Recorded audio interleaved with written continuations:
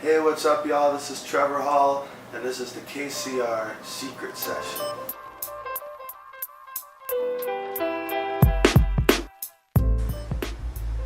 I learned to grow up pretty quick. That's probably the biggest thing, you know. I think I was 17 or 18 when we signed the deal with Geffen, and it just kind of got real, quickly. I kind of skipped the whole college years and that type of thing. But it was really good. It really forced me to just kind of step up into my role, I guess, and really just take it by take the bull by its horns, and just really step up and realize that you have a gift and don't waste it, and just make sure you take care of it, because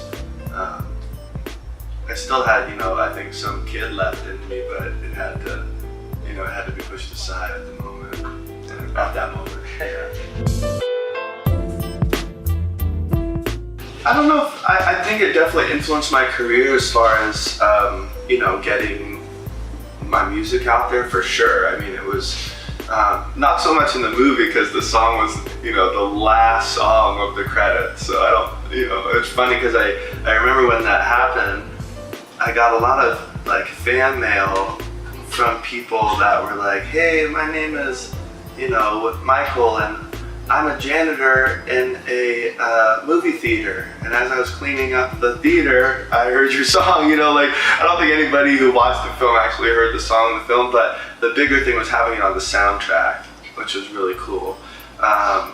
And I definitely got the word out there for sure. I mean, that was one of the first big things, that ever happened for me. It was super special. I don't know how much it influenced me as an artist, it was more of just, I think, for the music getting out there. Yeah. It's evolved a lot, to be honest. I think getting into the business so young, I think as artists we're always changing and we're always evolving and we're always being inspired by different things, but I think when you're a kid, you're really not only finding your artistic craft, but you're finding your personnel, so there was a lot of changes for me, within my music and being inspired by different things, and all of that was, put into my music because that's my, creative outlet.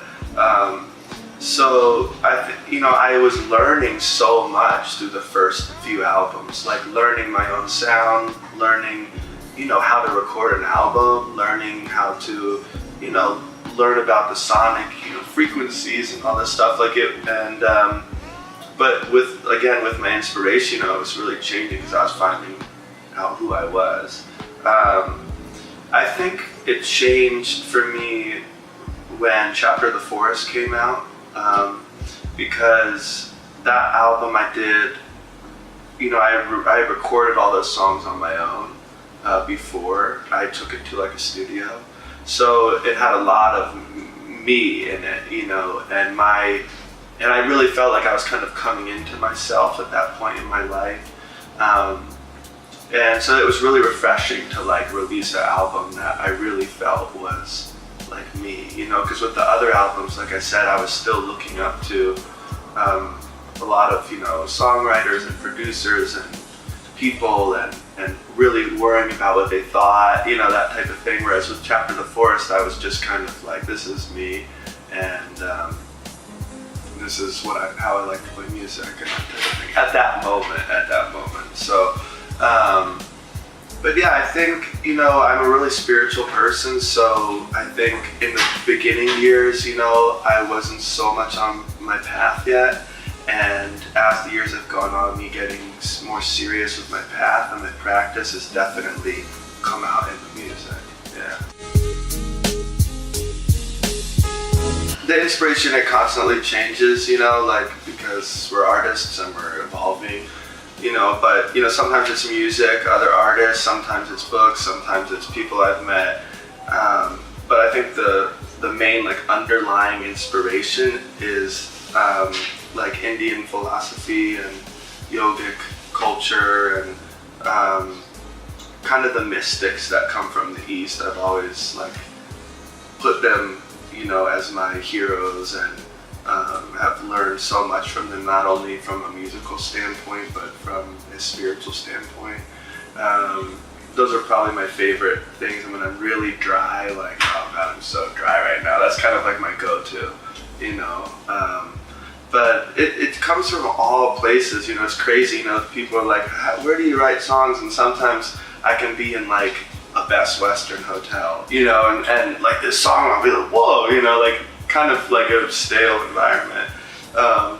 And then I can be in like, an incredible place and nothing will come through. But all the experiences are stored within, they make an imprint, and naturally, over time they find their way out, in different ways.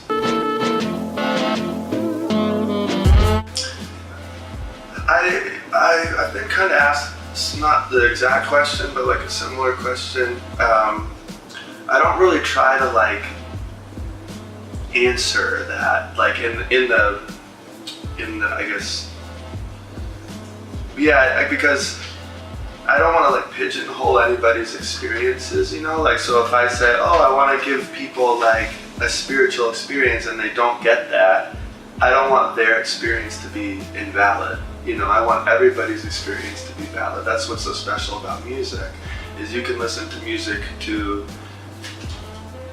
turn up in your living room and dance around and just have fun, or you can listen to it to like inspire you on your path, or you can listen to it to like get you through a heartbreak. Like there's so many different flavors to it. And sometimes when I feel like I say, oh, I want people to get this, and they don't, I don't want them to be like, well, was my experience wrong?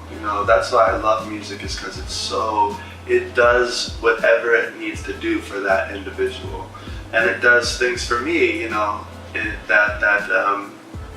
as me as an individual. I always look at myself as a listener. I don't really look at myself as a player, because when I'm writing a song, it's really a process of me listening to what's coming through, and not trying to analyze it or judge it or say, oh, I want to write a song about love for people, which is totally cool. I'm just not that type of artist. It's never really worked for me to like put a lot of thought into it, as like weird as that sounds, It's more of a process of me of just getting out of my own way. Awesome. Yeah. That's cool. All right. Well, that also adjusts, depending on if we're on the road or if we're at home, at home, I'm kind of like an introvert, I like to get my mana back, your energy back, and I like to be alone, and I like to, do things that I don't get to do on the road, like just domestic things, like cook my own food, or I like to try to wake up and like at a decent hour and sit, for a little while at my shrine, because I don't get to do that, on the road. And I like to, go for bike rides and, just watch Netflix. Like, just stuff to just kind of feel like I'm at home, because when we're on the road, it's just a different energy. But on the road, it's important to have those rituals, like you're asking, because for me, because if I don't, then I just get really off balance and, just, I don't know, just lose it, So on the road, I have a little like travel shrine. I like to set it up in the hotel room. Even if I don't sit, in the morning, I can just say a quick prayer and, start my day. Or it can be like simple things, like honestly, like every morning I'm gonna take a shower, before I do anything. Like anything to keep my schedule like a little regular really, really helps. But it's funny because there is, people are like, how do you do it on the road? But there is a rhythm, we wake up, we know what we're going to a place, to sound check, to load in, to play, and it really is beautiful because it gives me a sense of purpose. Sometimes when I'm home, I'm like, dude. You know. So yeah, just finding the little things, you know, to just get time for myself, or just keep it a little bit regular. Perfect. Awesome, man. All good. You're all set. Cool, Yeah. man. Thank you so It's a much. pleasure. Yeah.